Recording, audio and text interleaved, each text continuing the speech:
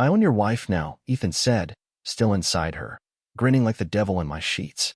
I didn't blink. I didn't scream. I hit send.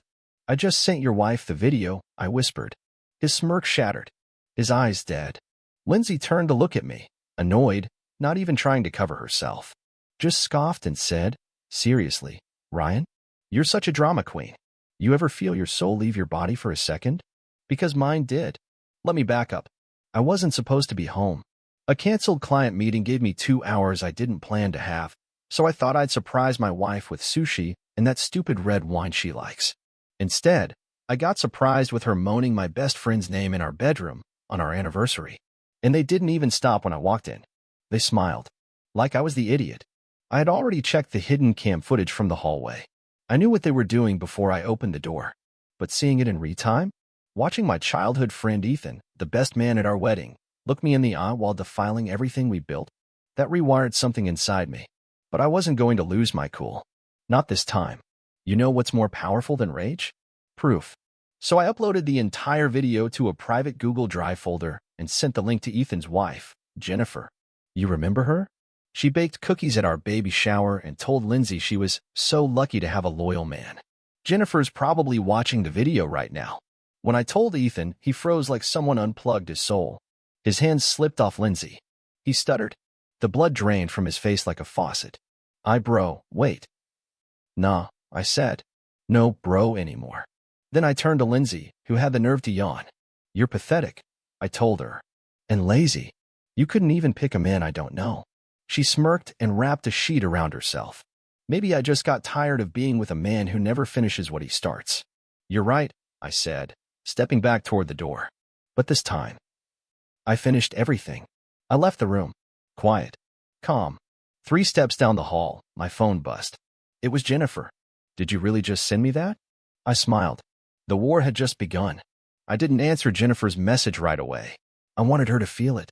To sit with the image of her husband pounding my wife like he owned her in the bed we both paid for. I walked out the front door like a man exiting a burning building. Except the fire was behind my ribs, and it wouldn't stop spreading. I didn't take my car. I didn't even grab my jacket. I just walked, letting the cold punch my skin while my mind reeled through everything I thought was real. 5 years of marriage. Down the drain. Just like that. And the worst part? I wasn't even surprised. I'd seen the signs, hadn't I? Lindsay's late-night showers after girls' nights. Her sudden obsession with going to the gym, even though she used to laugh at people who paid to suffer. The way her phone never left her hand. The way she started wearing perfume to yoga. But I didn't want to believe it. Because once you believe it, everything crumbles. So I buried the doubts, pretended things were just phases. Told myself every couple goes through dry spells. Lied to myself better than she ever lied to me. I walked for hours, until my feet were numb and my thoughts were screaming louder than the wind. When I finally got back to the house, Ethan's car was gone. Coward. Lindsay was in the kitchen, making tea like it was any other Tuesday night. She didn't even look up. So what? Now you're gonna cry or something? She said without turning around. No, I replied, stepping closer. I already did that. On the way to the police station. Her hand paused mid-stir. Police? Yeah. I figured I should report a break-in. I mean, someone broke into my life, didn't they? She finally looked at me then, eyes narrowed. You're being dramatic again. I tossed my phone onto the counter, letting it clatter loudly. I watched the hallway footage. Lindsay. I watched you invite him. I saw you undress. Saw you giggle like a damn teenager. You were planning this. Not a mistake. Not heat of the moment. Planned. She rolled her eyes. What do you want from me, Ryan? You stopped making me feel wanted. I needed something. Ethan was there. He made me feel alive again. You cheated because I didn't give you enough attention? I laughed bitterly. So you screwed my best friend like a solution to a math problem? She leaned against the counter, arms crossed, looking smug. You act like I should be ashamed. Maybe I'm just not meant for boring monogamy. Maybe you were just a placeholder. That broke something in me. Not my heart. No, that shattered hours ago. Something deeper. Older.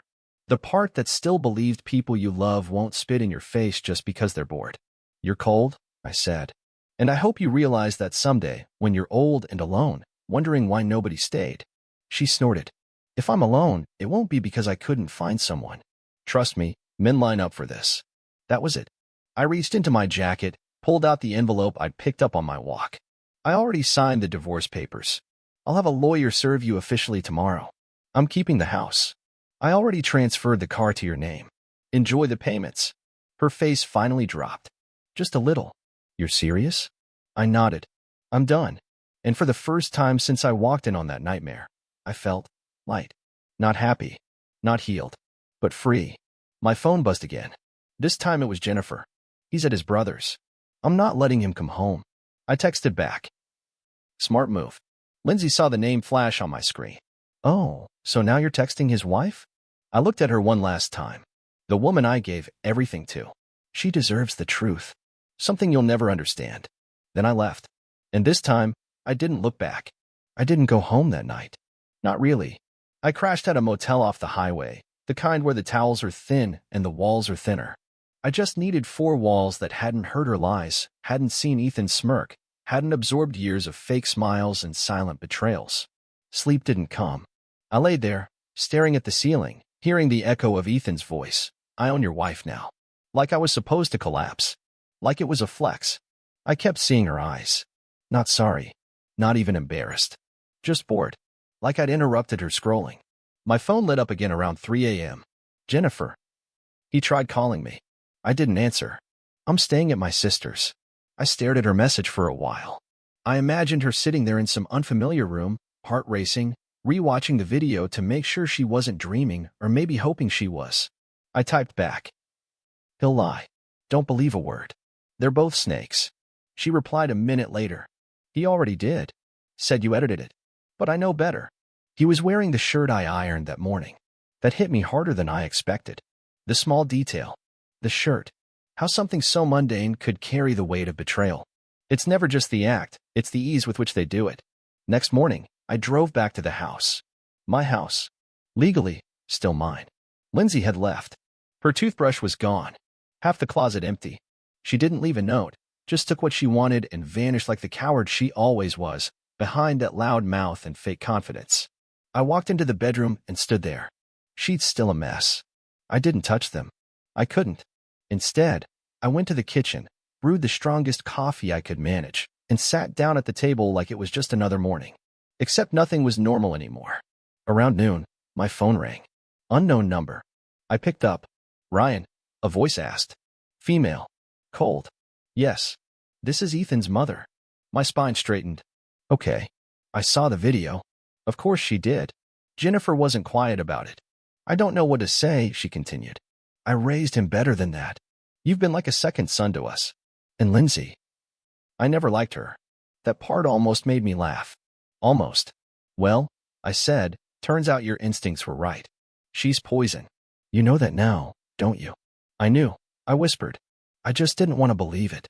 She sighed. "If there's anything we can do." "I just wanted you to know. Not everyone is siding with them." I hung up after thanking her. Polite. Hollow. Then I checked my email. One message stood out from Jennifer. Subject, "One more thing. Ryan, I don't know what your next move is, but I found something." Ethan had a hidden folder in our shared Google account. I don't know if you want to see it, but I think you need to. Sharing the link. Take care. Jay. I clicked it. Photos. Dozens. Different outfits. Different men. Lindsay. Always Lindsay. Not just Ethan. Not just once. Different hotels. Different names. Timestamped. One photo had her kissing a man in the back of a black SUV. Date matched the weekend she told me she was visiting her sick aunt in Vermont. I stared at the screen for a long time. No tears. Just something deeper. A kind of death that doesn't show on the outside. Then my phone rang again. This time, it was her. Lindsay. I stared at her name flashing. Didn't answer. Let it ring out. It rang again. And again.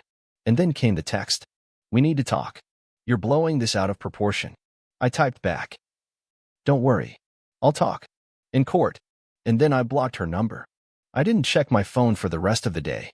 I turned it off, slid it into a drawer, and locked it away with everything else I no longer wanted touching me: rings, old pictures, anniversary cards with hollow promises. Let them rot together in silence. The next morning, I went to see a lawyer. Her name was Cassandra Bell. Sharp voice, sharper eyes. She didn't flinch when I told her about the video, or the photos, or the years of deceit.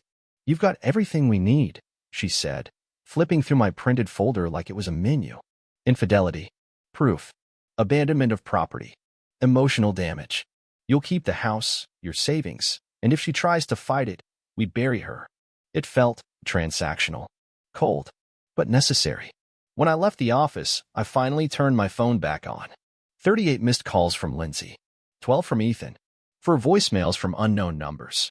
One text stood out. Jennifer. She messaged me. Pretended to be you. Asking if I wanted to meet and talk about what happened. Thought you should know. I called her. She's trying to twist it, Jennifer said, her voice raw. Tried telling me you started it. That you seduced her to get back at Ethan. Said you were obsessed with her. I laughed so hard it hurt. Obsessed? I didn't even notice when she dyed her hair last month. She's unraveling, Jennifer continued. I blocked her. You should too. Too late. I already had.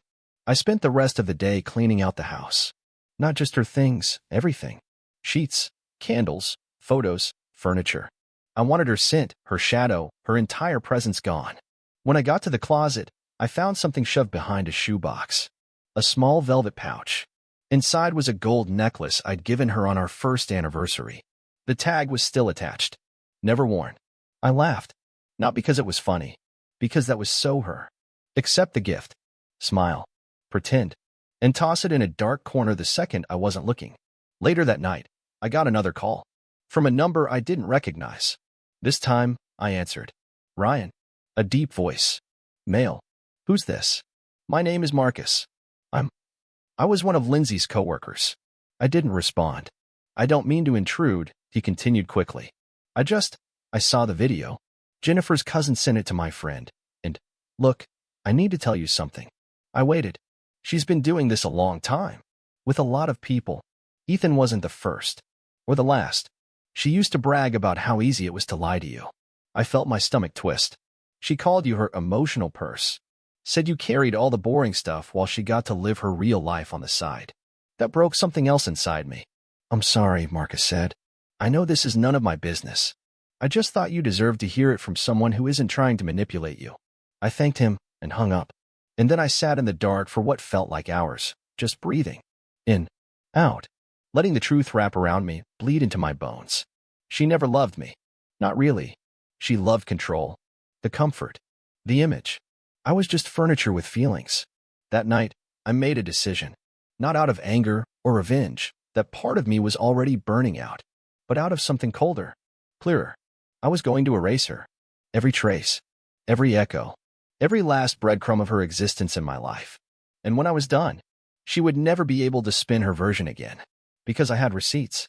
And this time, I was the one pulling the strings. I started with the photos. The happy ones. The staged ones. Beach trips, family gatherings, New Year's toasts. Smiles that meant nothing now. All of them went into a box I labeled, lies, taped shut, and dropped in the bin behind the gas station 3 blocks away. I didn't want them anywhere near my house, not even in the trash. Then I tackled social media. Deleted every trace of her from my accounts. Blocked, unfollowed, wiped clean. Relationship status gone. Wedding posts gone. Anniversary captions gone. I unfriended mutuals who knew and said nothing, the ones who smiled at me while holding her secrets like poker cards.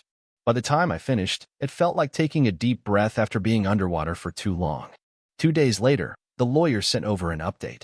She's panicking, Cassandra said over the phone. Her new lawyer contacted me this morning. She wants mediation. No court. Why? I asked. She's scared, she said. And she should be.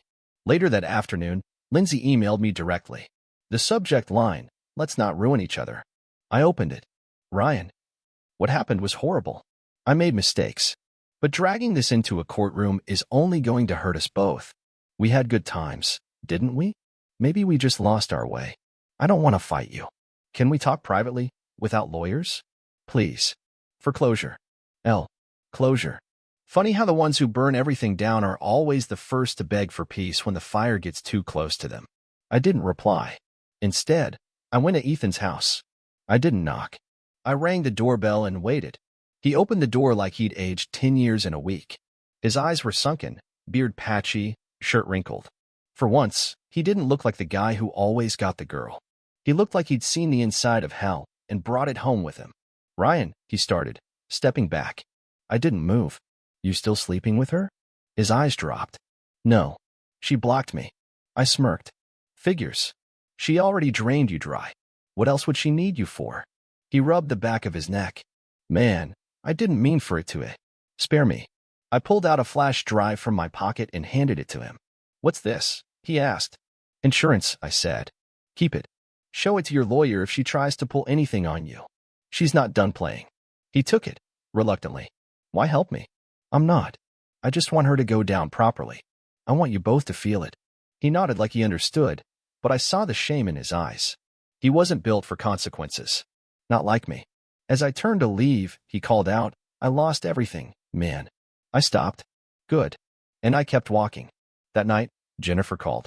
I got served the divorce papers today, she said. He didn't even try to fight it. Just signed and left. Smartest thing he's ever done. She paused. So what now? I stared at the ceiling. Now I move on. But not like before. This time, I don't carry the weight. There was a long silence. Then she said, quietly, do you want to grab coffee sometime? Not as a date or anything. Just as two people who didn't deserve what they got. I didn't say yes. I didn't say no. I just told her, maybe.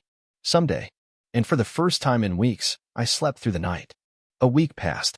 No messages. No calls. No drama. It was quiet. Too quiet. When someone like Lindsay goes silent, it's never peace, it's strategy. I knew it was coming. I just didn't know how. It hit me the following Friday. I was in the middle of reorganizing my office, tossing out old files, wiping hard drives, when the doorbell rang. I opened the door to find a man in a suit holding a clipboard. You Ryan Keller? Yeah, you've been served. I took the envelope. Cold. Thick. Legal. Petition for emotional damages. Filed by Lindsay Keller. Claim. Defamation. Harassment. Public embarrassment. I laughed. Out loud. They're on my doorstep. Of course. She was going to try to flip the script. That was her game. Twist the knife, cry about the blood. I called Cassandra. She filed what? She said, nearly spitting her coffee. Defamation. Claims I ruined her professional reputation. She ruined her own damn reputation on camera. Let her try this in court. We'll tear her apart. But that wasn't the part that got me. It was the attached statement, a letter written by her, describing our toxic marriage and accusing me of emotional manipulation and control. Me. The same guy who spent years picking her up when she drank herself sick at parties. The guy who worked overtime to cover her shopping binges. The guy who made excuses for her mood swings, her cruel words, her sudden vanishing acts. Now I was the villain? I felt something snap again. So I responded. Not with rage. Not with threats. With evidence. Cassandra and I compiled every message. Every video. Every email from hotels confirming her weekend business trips. We built a timeline that made her entire fantasy unravel. And then we went one step further. We subpoenaed Ethan. He tried to dodge it. Claimed he was out of town. But the moment we hinted we'd be dragging his job into this, suddenly he was available. He showed up to the deposition looking like a man walking toward his own execution. I didn't want to do this, he muttered. But you did, Cassandra replied, calm and cold. And now you're going to testify. Meanwhile, Lindsay began spinning her version publicly. Mutual friends messaged me screenshots. She was telling people I was obsessed, dangerous, vindictive. I didn't reply. I didn't defend myself online, because I knew what was coming. Jennifer messaged me again that weekend. She'd heard from Lindsay too. She reached out to me, she said. Claimed you were threatening her. Did you believe her? Ryan.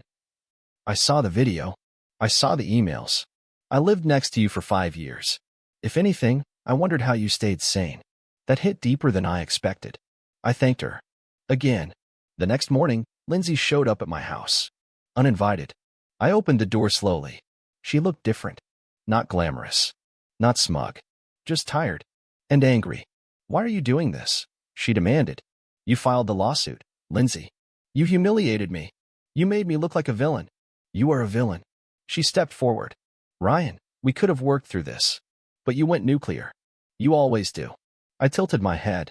Is that why you cheated with my best friend? Because I go nuclear? Or was it just fun for you? She didn't answer. Instead, she looked past me into the house, like she still owned something in there. You were never enough for me, she said finally. Cold. Precise. Like a bullet meant to kill. I smiled. Not because it didn't hurt.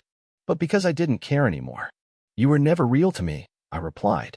So I guess we're even. Then I shut the door in her face. And this time, she didn't knock again. The final hearing was scheduled for a Monday. I wore the same suit I got married in. It felt symbolic, like reclaiming something she tried to taint. She wore white the day we said, I do. I wore it the day I said never again. She didn't show up. Her lawyer appeared instead, flustered, with a folder full of nothing. No new evidence. No defense. Just a last-minute plea deal, quietly slipped across the table. She dropped the emotional damages claim. In return, she wanted the car, some furniture, and silence. No countersuits. No defamation case against her. Cassandra looked at me. I read the paper slowly, then signed it. Not because I was weak, but because I was done. After court, I stood on the courthouse steps, breathing in the cold air. It felt different, cleaner, like I had stepped out of a long, choking fog and finally found oxygen again. I drove home. My home. Just mine. No extra toothbrush on the sink. No perfume clinging to the hallway. No pretending. I walked into the bedroom, freshly painted, new sheets, new pillows, and stood in the middle of it. Same space. Completely different energy. Like I had exorcised a demon. That evening, I opened my laptop. One email sat in my inbox. From Lindsay. Subject, you win. I hovered over it, then deleted it. No need to read it. I already won the moment I stopped caring what she thought. A week passed. Then two. I started waking up without dread. Started eating without knots in my stomach. I even smiled at strangers again. Something I hadn't realized I stopped doing. Jennifer messaged me again, weeks later. Just one line. We made it. Yeah, we did. She healed in her way. I healed in mine. We never dated. Never turned it into some romantic rebound. We just understood each other in a way only the betrayed can. And that was enough. Now, when people ask if I regret anything, I tell them this. I regret nothing. I lost a liar. I gained clarity. I was loyal to someone who saw me as disposable, and in doing so, I learned how to never let that happen again.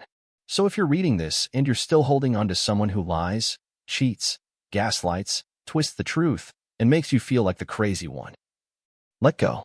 Walk away. Burn the bridge, and don't watch the flames. Some people aren't meant to be saved. Some people are the fire. And sometimes, surviving them is the greatest revenge of all.